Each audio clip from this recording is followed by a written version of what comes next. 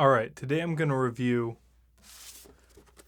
Bold: How to Go Big, Create Wealth, and Impact the World by Peter Diamandis and Stephen Kotler.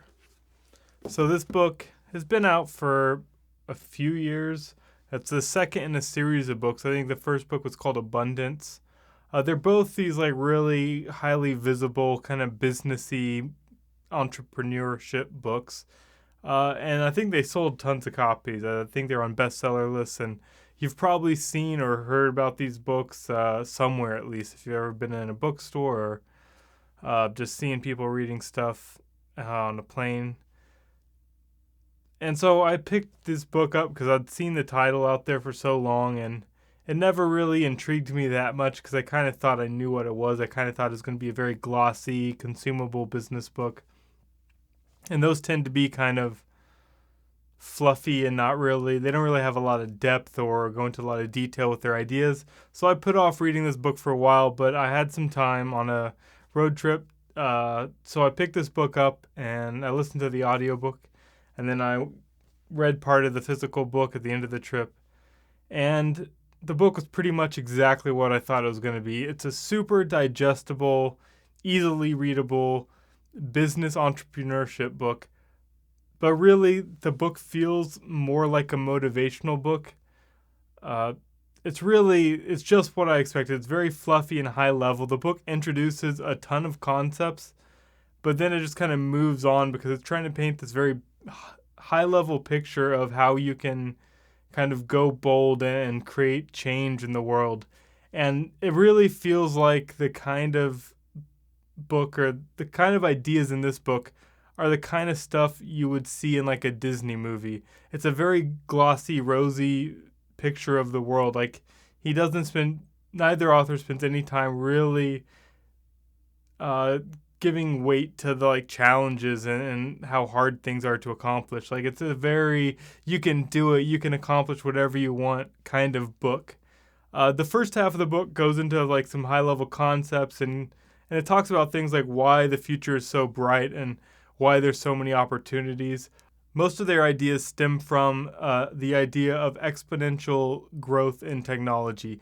So things become digital, and then they go through a series of processes like they can just grow exponentially with no cost. So the cost comes way down, like as far as prices, and then they get shared and they get changed, and all this stuff happens once something becomes a digital technology. And so they forecast a bunch of like industries and everything going into this format. And because of that, you get this exponential growth trend. And that's why everything's so rosy to them. And then the second half of the book, it's kind of like a how-to guide for tackling things like crowdsourcing and crowdfunding and putting together incentive competitions or building communities, kind of things like that. The book really reminded me a lot of Tim Ferriss's first book, The 4-Hour Workweek. Both books are a similar blend of like motivational stuff, conceptual stuff, and like how-to guides. Both books give you a good feeling when you read them, but I don't think either book really has a lot of meat to it. This book and Tim Ferriss's first book, like they're both the kind of books where they introduce a lot of concepts, but they just lightly touch on everything. So you might find a handful of things that really interest you or you remember well, but they're never going to be well developed or really satisfying. And there's going to be a lot of like bland, fluffy stuff in between for what usually seems like people who, I don't want to be mean, but a lot of these books, they seem like they're written for people who can never accomplish what the author is talking about, because you're going to have to fill in so many blanks and do so much legwork yourself to actually accomplish these things that you're not going to be the kind of person that needs this like super easy to read guide to how to act in the world. Like it's a kind of a mismatch. Like they're pitching you can be the next Elon Musk, but Elon Musk would never need to read this type of book. He's off reading like physics textbooks and then just extrapolating from the basic principles. So it seems like a mismatch there, and it's kind of odd.